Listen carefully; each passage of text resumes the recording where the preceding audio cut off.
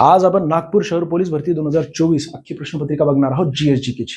जीएसजीकेचा केव्हाच पॅटर्न बदलत नाही. भले नागपूर शहर पोलीस भरती असली तरी सुद्धा तुम्ही कोणत्याही जिल्ह्यातून फॉर्म भरला असेल तुमच्यासाठी महत्त्वाचं आहे. आज याच व्हिडिओमध्ये तुम्हाला हेही सांगणार आहे 2024 मध्ये याच जिल्ह्यामध्ये हा प्रश्न तुम्हाला का विचारला गेला होता.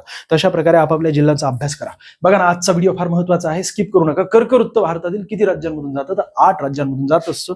पहिलं राज्य ते म्हणजे गुजरात, त्यानंतर राजस्थान, मग मध्य प्रदेश, झारखंड, त्यानंतर छत्तीसगड येतं, पश्चिम बंगाल, त्रिपुरा आणि मिझोराम. अशा प्रकारे एकूण 8 राज्यांमधून जातं. कर्कवृत्त मकरवृत्त यांच्या दरम्यान सूर्यकिरणे भासमान भ्रमण होत असतात. कर्कवृत्ताच्या दक्षिणेला आपला महाराष्ट्र आहे. इस्रोचे सध्याचे अध्यक्ष कोण? इस्रोचं नाव निघालं की लगेच लक्षात यायला पाहिजे, long form Indian Space Research Organisation. त्याची स्थापना विक्रम साराभाई यांनी 1969 मध्ये केली होती. तुम्हाला 2024 मध्ये हा प्रश्न विचारला गेलेला आहे, पण तरी सुद्धा आपण 2025 ची माहिती यामध्ये समाविष्ट केलेली. याचा अर्थ GK one line revision best book हे तुम्ही खरेदी केलं तर सगळी अपडेटेड माहिती तुम्हाला या पुस्तकामध्ये मिळेल. या पुस्तकाचं वैशिष्ट्य म्हणजे घटकनुसार सुद्धा आपण मुद्दे कव्हर केलेले आहेत, विषय सगळे त्यामध्ये समाविष्ट केलेले आहेत. चालू घडामोडी अपडेट हे पुस्तक आहे. आणि या व्यतिरिक्त शेवटी पोलीस भरती, वनरक्षक भरती आणि उत्पादन शुल्क या परीक्षांमध्ये विचारले गेलेले सर्व प्रश्न म्हणजे अख्खी प्रश्नपत्रिका जीके 25चा सेट जसा आहे ना, तशाच प्रकारे सर्व परीक्षांचे 25-25 चे सेट, 20-20 चे सेट त्यामध्ये शेवटी तुम्हाला दिसेल, जिल्हा वाईज आणि शिफ्ट वाईज सुद्धा. पुढचा प्रश्न बघा, ड्रॅगन पॅलेस तयार करण्यासाठी ओगावा सोसायटी सोबत कोणत्या व्यक्तीने मुख्य भूमिका बजावली होती? तर सुलेखा कुंभारे महिला आहेत. दुसरं म्हणजे जगभरामध्ये चर्चेमध्ये होतं 2024ला ड्रॅगन पॅलेस. याचं कारण असे की नागपूरच्या कामठी या ठिकाणी सुलेखा कुंभारे यांनी बौद्ध मंदिर त्या ठिकाणी उभारलं होतं, म्हणून तुम्हाला प्रश्न विचारला होता. आणि ते नागपूर कामठी या ठिकाणी असल्यामुळे नागपूर जिल्ह्याच्या परीक्षेमध्ये विचारला गेलेला आहे. कोणते विमान जहाज भारतीय नौदलामध्ये सध्या कार्यान्वित आहेत? एक मात्र INS विक्रमादित्य. INSचा लॉंग फॉर्म यापूर्वी सुद्धा विचारला गेला, इंडियन नेव्हल शिप, आणि नंतर सुद्धा विचारला जाईल पुढे आगामी काळात. केंद्र सरकारने 3 नवीन कायदे संमत केले असून त्यांची अंमलबजावणी केव्हापासून करण्यात आलेली आहे? 1 जुलै 2024 पासून हे 3 नवीन कायदे लक्षात ठेवा. IPC, CRPC आणि भारतीय साक्ष अधिनियम यावर फिरून तुम्हाला आगामी काळात वारंवार प्रश्न विचारले जाणार आहेत मित्रांनो. त्यामुळे या कायद्यावर नाव बदललं किंवा अजून काय चेंजेस झालेले त्याचा अभ्यास बऱ्यापैकी करून घ्या. आपण आपल्या पुस्तकामध्ये दिलेला आहे, पण तुम्ही जे पुस्तक वाचत आहात त्यामध्ये ही माहिती आहे का एकदा नीट पडताळून बघा. भारतीय महिला हॉकी संघाची कर्णधार सलीमा टेटे. का यांच्यावर मला प्रश्न विचारला? त्याचं कारण असे की women's Asian championship trophy hockey संघाने जिंकली होती, महिला या संघाने, आणि चीनला हरवलं होतं तुमच्या परीक्षेपूर्वी. त्यामुळे तुम्हाला प्रश्न विचारला. याचा अर्थ याच प्रश्नाला धरून अजून एक मुद्दा महत्वाचा आहे. यावर्षी तुम्हाला हमखास विचारलं जाईल, आपल्या देशातील महिलांनी 3 वर्ल्ड कप आपल्या देशाला मिळवून दिले या 2025 मध्ये. हमखास विचारलं जाईल. पहिला वर्ल्ड कप तो म्हणजे ते T20 वर्ल्ड कप होता महिलांचा, कबड्डी वर्ल्ड कप दुसरा वर्ल्ड कप, पण महिला ICC वर्ल्ड कप हे 3ही वर्ल्ड कप महिलांनी आपल्याला जिंकून दिलेले. त्या संबंधित सगळी माहिती करंट एक्सप्रेस या पुस्तकामध्ये आपण समाविष्ट केली. बघा ना, या ठिकाणी वर्ल्ड कप दिसतोय की नाही तुम्हाला? या व्यतिरिक्त अजून 1 डिसेंबर 2024 ते 1 डिसेंबर 2025 पर्यंत तुमच्या पोलीस भरती, सरळ सेवा भरती, तलाठी सर्व परीक्षांमध्ये जे महत्वाचे घटक आहेत ना, ज्यावर तुम्हाला प्रश्न विचारले जातील ते सर्व घटक समाविष्ट केले. धर्मेंद्र यांचं निधन झालं, संपूर्ण माहिती. 10व्यांदा शपथ घेतली नितीश कुमार यांनी, बिहार इलेक्शन झाले, हमखास तुम्हाला प्रश्न विचारला जाईल. सर्वाधिक वेळा ज्यांनी शपथ घेतली ते मुख्यमंत्री ठरले, त्यांनी रेकॉर्ड केलेला आहे. या व्यतिरिक्त अजून सरन्यायाधीश 53 यांच्यावर प्रश्न विचारला जाईल. दरवर्षी विचारला जात असतो. 9 उपराष्ट्रपती या ठिकाणी तुम्हाला दिसतात. हेच आपल्या महाराष्ट्राचे राज्यपाल होते. आणि महत्वाचं म्हणजे जगदीप धनखड यांनी अचानकपणे राजीनामा दिला होता. त्यामुळे ते पद चर्चेमध्ये असल्यामुळे तुम्हाला कसाही प्रश्न विचारला जाईल. सगळी माहिती या पुस्तकामध्ये समाविष्ट केली. पुस्तक घ्यायचं असेल तर Amazon ऑनलाईन किंवा ऑफलाईन म्हणजेच तुम्ही दुकानातून ही घेऊ शकता, सध्या अवेलेबल झालेलं आहे. भारतीय महिला हॉकी संघाचे कर्णधार सरसकट सगळे वाचू नको सोन्या, सलीमा टेटे यांच्यावर पुन्हा विचारलं जाणार नाही, पण तुला आपल्या भारतीय महिला क्रिकेट संघाचे कर्णधार विचारले जातील आणि कबड्डी संघाचे कर्णधार सुद्धा महिला विचारले जातील. याच प्रश्नाला धरून तशाच प्रकारे वेगवेगळ्या जिल्ह्यांमध्ये प्रश्न असेल. सगळी माहिती करून टाका तुम्ही. भारताचे परराष्ट्र सचिव कोण आहेत? विक्रम मिस्त्री. महत्वाचे जे विभाग आहेत त्यांचे सचिव तुम्हाला विचारले जात असतात. जागतिक, आणि तेही चर्चेमध्ये होते म्हणून विचारले गेलेले. याचा अर्थ तुझ्या परीक्षेपूर्वी जे चर्चेमध्ये असतील त्यांची माहिती काढून घे. जागतिक तंबाखू विरोधी दिन, अर्थात तुझ्या परीक्षेच्या 3 महिन्यापूर्वी आणि 3 महिन्यानंतर म्हणजे एकूण 6 महिन्यांमधील जागतिक दिवस, राष्ट्रीय दिवस आणि राज्य दिवस पाठ करायचे. बस, वर्षभराचे काय करून उपयोग नाहीये. याच्यावर पण विचारलं जाईल का? नाही विचारलं जाणार. हा, तुझ्या परीक्षेपूर्वी किंवा परीक्षेनंतर असेल तर हमखास विचारलं जाईल.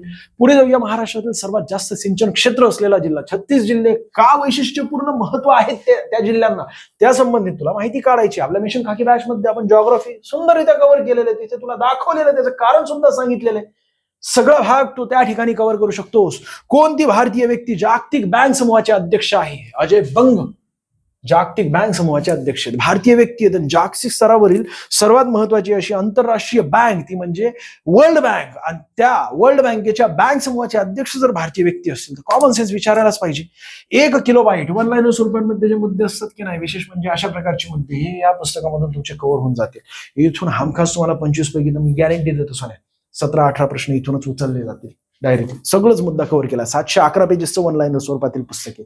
शेवटी तुम्हाला रिव्हिजनसाठी जबरदस्त असं पुस्तक असणार आहे. थायलंड देशाची राजधानी म्हटलं तर बँकॉक, याचा अर्थ सगळं 200+ देशांच्या राजधान्या पाठ करशील का तू? अरे का चर्चेमध्ये होता त्याला मागचं कारण नीट समजून घे ना. गुगलवर सर्च कर थायलंड, आणि थायलंड सर्च केल्यानंतर त्या ठिकाणी न्यूजमध्ये गेला, तू न्यूजमध्ये सर्च कर, स्क्रोल करून 2024 मध्ये चर्चेमध्ये होतं ते बँकॉक, म्हणून तुला विचारलं गेलेले. या व्यतिरिक्त तुझ्या देशाचे म्हणजे आपल्या भारत देशाच्या आसपासचे जे वेगवेगळे देश आहेत जे चर्चेमध्ये असतील त्या संबंधित आपल्याला माहितच असायला पाहिजे. एकदा बघू दे मला रेकॉर्डिंग होते का, अन्यथा मी नुसता उड्या मारतोय, त्या ठिकाणी रेकॉर्डिंग होत नसेल तर काय उपयोग नाहीये सोन्या.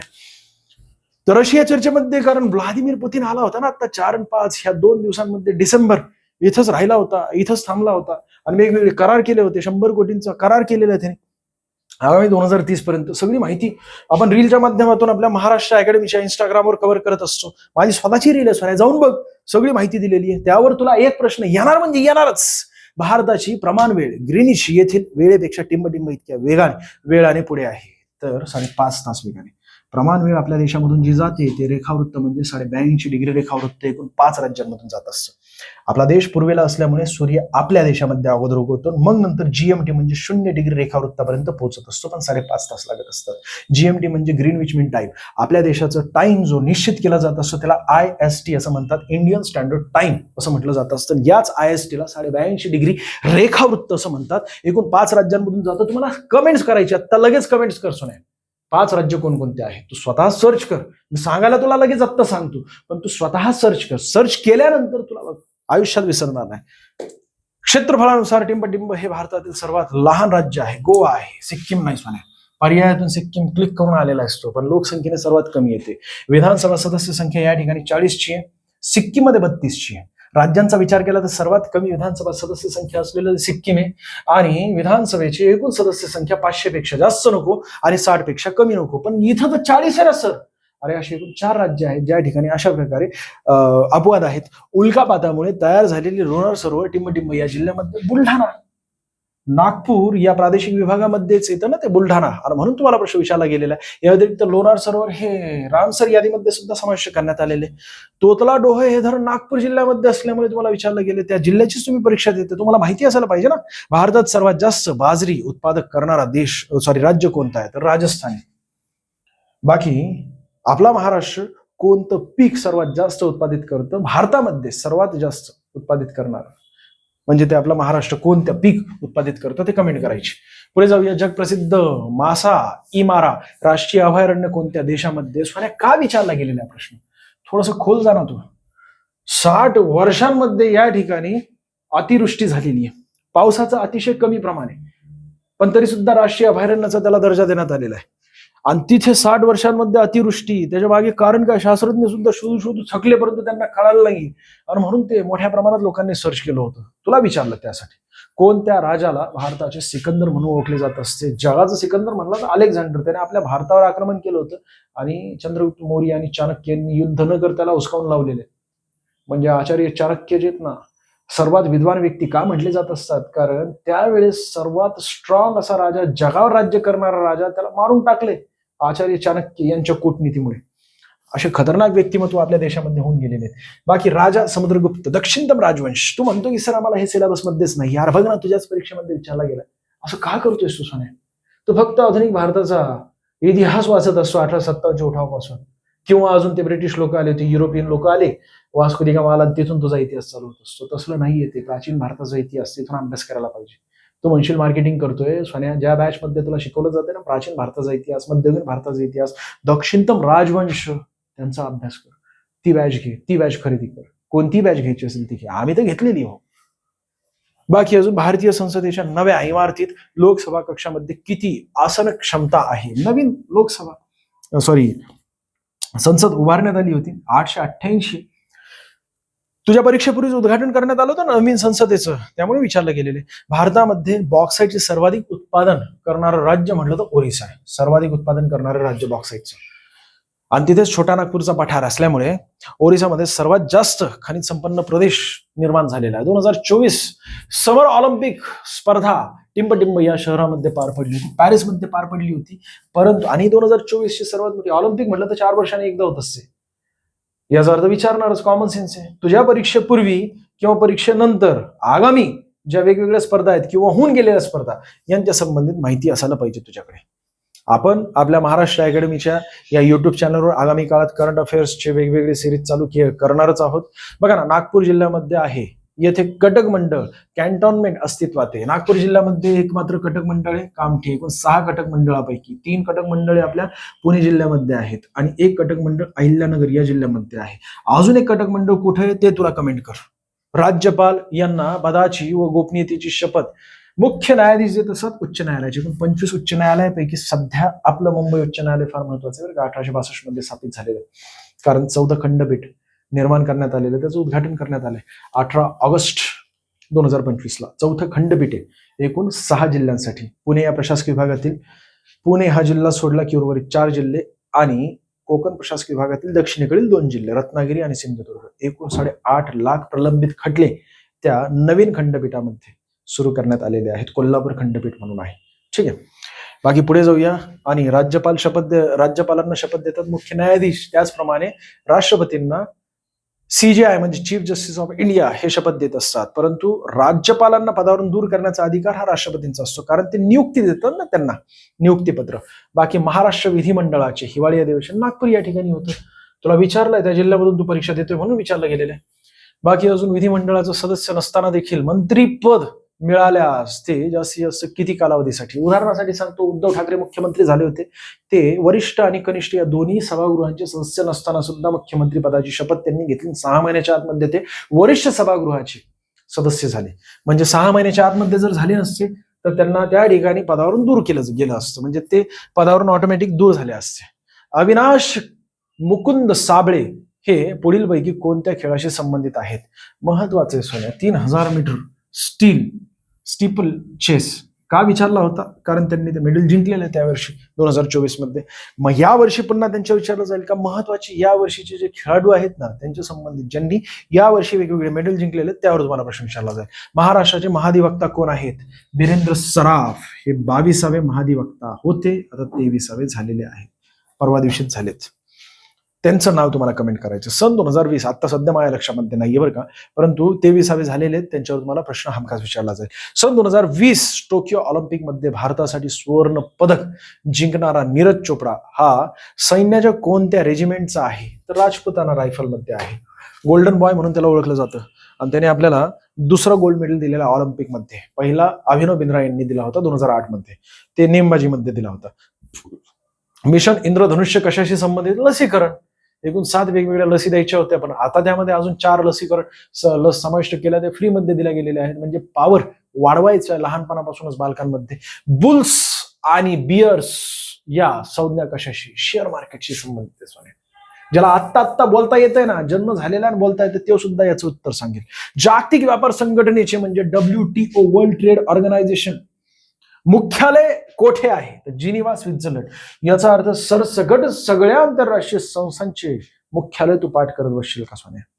नाकोजी ओकोन्जो इवेला या महिलेमुळे तुम्हाला या मुद्द्यावर प्रश्न विचारला गेलाय.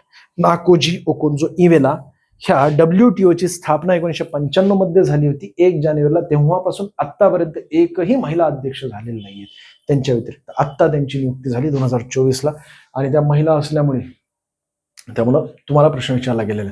आधार कार्डचे नोंदणीकरण टिंबटिंब ही संस्था करत असते. UIDAI हे 12 अंकी आधार कार्ड नंबर असतो. या व्यतिरिक्त टिंबटिंब यांनी लिहिलेली पदे शिखांच्या गुरु ग्रंथ साहिब या ग्रंथात समाविष्ट करण्यात आलेली संत नामदेव, महत्वाचे जे संत संपदा आहेत त्यामध्ये संत ज्ञानेश्वर महाराज आहेत, संत नामदेव महाराज आहेत, संत रामदेव महाराज आहेत, संत एकनाथ महाराज आहेत. बरोबर, या सर्वांसंबंधित तुम्हाला माहिती असायला पाहिजे. संत गाडगे महाराज आहेत महाराष्ट्राचे, आणि ते भाग आपण तुम्हाला माहिती असायला पाहिजे याचा अर्थ तुमच्यावर सोडतोय असा विषय नाही सोन्या. आपण आपल्या मिशन खाकी बॅच मध्ये ते कव्हर केलेले. म्हणजे तुमच्या ज्या परीक्षेमध्ये प्रश्न येऊ शकतात किंवा आलेले आहेत किंवा हमखास येतील असे सर्व मुद्दे आपण त्या ठिकाणी सिलेबस वाईज कव्हर केलेले आहेत. ठीक आहे, तुला ते सांगायचं झालं तर तुला वाटतं की मार्केटिंग करतोय हो, तसलं नाहीये ते. ठीक आहे. बाकी अजून वाटलंच तर मी आता टाकतो टेलिग्राम चॅनलवर, आपल्या महाराष्ट्र अकॅडमीचे टेलिग्राम जॉईन कर. त्या ठिकाणी मी टाकतो आता लगेच ही याची पीडीएफ टाकतो, सगळं कव्हर होईल. तुला प्रत्येक परीक्षेमध्ये एक संत संपदावर प्रश्न विचारला जातोय. महाराष्ट्रातील टिंबटिंब हे नगर 7 वाहनांची राजधानी होती बघ. दक्षिणतम राजवंश, पैठण, जुने नाव प्रतिष्ठान, विचारलं गेलेलं आहे. रामकृष्ण मिशन स्थापन, प्रबोधन घडविणारे ह्या वेगवेगळ्या संस्था आहेत, जसं की ब्राह्म समाज आहे, त्यानंतर अजून हे आहे प्रार्थना समाज आहे, परमहंस सभा आहे, सत्यशोधक समाज आहे, आर्य समाज आहे, रामकृष्ण मिशन आहे. ह्या प्रबोधन घडविणाऱ्या संस्था होत्या इतिहासातील. त्यांच्यावर तुम्हाला प्रश्न विचारला जातो, एक तर स्थापन केव्हा झालं किंवा स्थापन करते कोण आहेत किंवा त्यांचा उद्देश काय होता. टिंबटिंब या किल्ल्याचे अगोदरचे नाव कोंढाणा असे होते, तर सिंहगड किल्ल्याचे नाव होते. आता सध्या 44 जागतिक वारसा स्थळ निश्चित करण्यात आले, तर ते छत्रपती शिवाजी महाराज यांचे एकूण 12 गड किल्ले यांना जागतिक वारसा स्थळाचा दर्जा देण्यात आलेला आहे. तर हे 12 गड किल्ल्यांपैकी सिंहगड हे नाहीये, पण हे 12 गड किल्ले यांच्या संबंधित माहिती काढून घ्या मित्रांनो.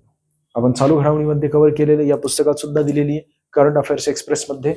या व्यतिरिक्त अजून आपण आगामी काळात सिरीजही चालू करणार आहोत आपल्या महाराष्ट्र अकॅडमीच्या युट्यूब चॅनलवर, चालू घडामोडी संबंधित. पण सगळं काही यात जे आहे ना कव्हर केलेलं, ते सगळं काही कव्हर करता नाही येणार, पण तुम्हाला सफिशियंट झालं करंट अफेअर्स वाचण्यासाठी हे एक पुस्तक. ठीक आहे. काही डाऊट असतील तर कमेंट करा. बघा पुढचा भाग, भूकंपाची तीव्रता नोंदण्यासाठी वापरले जाणारे शास्त्रीय उपकरण कोणते, सिस्मोग्राफ. आणि हे सगळं काही वन लाईनर स्वरूपांमध्ये GK वन लाईनर मध्ये कव्हर होईल. आणि केपलर चे नियम कशाशी संबंधित आहे, ग्रहांची गती मोजण्याशी संबंधित आहे. बस झाले, एवढेच प्रश्न आहेत. व्हिडिओ आवडला असेल तर लाईक करा, जास्तीत जास्त विद्यार्थ्यांना शेअर करा. अशाच प्रकारची अत्यंत महत्त्वाची माहिती बघण्यासाठी अजूनही सबस्क्राईब केलं नसेल तर सबस्क्राईब करून घ्या. पुढचा वेगळा जिल्हा कोणता आणायचा त्यासाठी तुम्ही कमेंट करायची. धन्यवाद.